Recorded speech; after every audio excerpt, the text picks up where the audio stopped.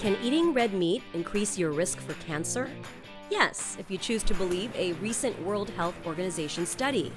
The findings are not new, but many say the WHO is overstating the causal connection and risk, especially when it classifies processed meat like bacon and Spam as a human carcinogen in the same category as tobacco and asbestos.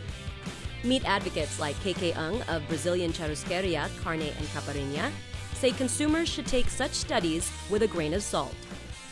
Since the earliest men, people have started eating meat, and for thousands of years in human history, people have been eating meats.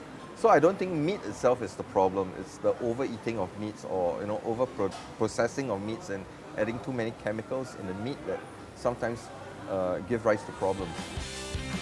It all boils down to a balanced diet and moderation, KK says.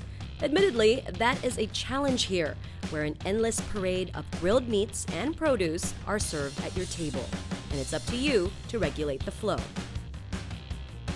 Huge chunks of beef, lamb, chicken, pork, fish, and even pineapple are put onto skewers that rotate slowly above hot charcoals. So over here, when we cook our meats on the skewer, it's absorbing the heat directly and it doesn't touch anything else. Your meats actually don't touch even the grill. So it's you're not picking up any soot or ash or anything else from the grill. But what about the claim that charcoal grilling causes carcinogens to form? Charcoal is a natural product. Charcoal comes from wood, and although when people say that you burn charcoal, there is smoke, and a little bit of that smoke, if it's accumulated, it can be carcinogenic. But we are talking about a little bit of smoke in the oven. We like the smoke because the smoke actually imparts a lot more flavors into the meat. It makes the meat so much more enjoyable and so much more tasty. One tip for healthy grilling: avoid high temperatures for long periods. Besides, slow-cooked meat is more tender. Another tip: avoid putting meat in direct contact with flames. Create a barrier through a marinade, foil, or cellophane like what's used to cook the copim, or Brazilian beef hump. Processed meats are unhealthier than pure cuts, so if you have a choice between sausage and sirloin, reach for the latter.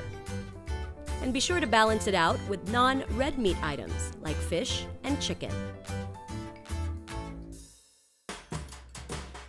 Meat is a passion for Italian chef Luca Pizzera, owner of the District 10 restaurant chain.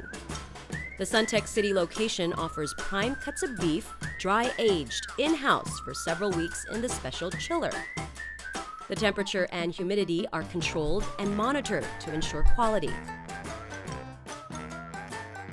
The whole cut is a Fiorentina. Here we have the sirloin for you and the tenderloin, dry aged up to 35 days. During the aging process, the meat absorbs the blood to create intense flavor, while natural enzymes break down the meat's muscles and fibers.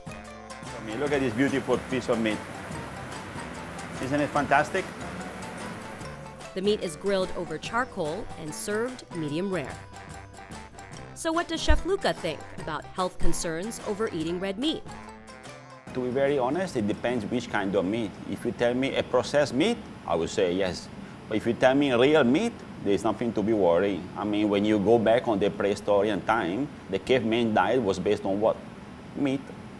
As long as you know where the meat comes from, and there is no hormone, and there is no funny things in the meat, there is nothing to worry. It's just a nice piece of meat, nice and juicy. It only gives you very good health benefits to your body, because your body needs meat, needs all the protein. Whichever side you're on, team meat or meatless, a balanced diet is key. And when it comes to the WHO study, there is much more than meets the eye.